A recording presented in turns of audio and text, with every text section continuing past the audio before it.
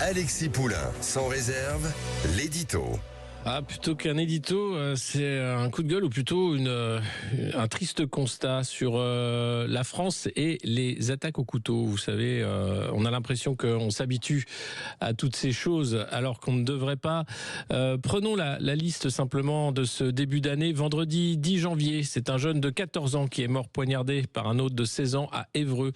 Le 25 janvier, c'était Elias qui était massacré à coups de machette dans le 14e à Paris. Le 3 février, vers 20h15, là c'était un homme âgé de 27 ans, plusieurs coups de couteau à Livry-Gargan. 21 février, 19 ans, grièvement blessé, ça c'était le 13e arrondissement de Paris. Le 22 février, une attaque au couteau qui fait un mort et 2 blessés à Mulhouse. Cette fois-ci c'était un attentat terroriste par un individu algérien sous OQTF, on a quasiment déjà oublié. Le lundi 24 février, un élève qui poignarde au cou un lycéen de 17 ans, ça c'est à Sorgues.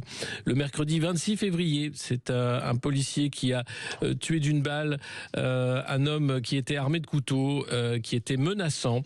Et puis aujourd'hui, on apprend qu'un jeune homme de 17 ans a été tué ce mercredi soir à l'arme blanche à Tours. Au niveau du thorax, évidemment, les coups ont été portés. Alors, vous vous rendez compte, c'est quotidien, les attaques au couteau, quotidien, quasiment. On ne compte pas évidemment les attentats. En ce moment, il y avait le procès du terroriste de la basilique de Nice, qui avait tué 3 personnes le 29 octobre 2020, qui a pris perpétuité incompressible. Si on regarde les chiffres, ils donnent le tournis.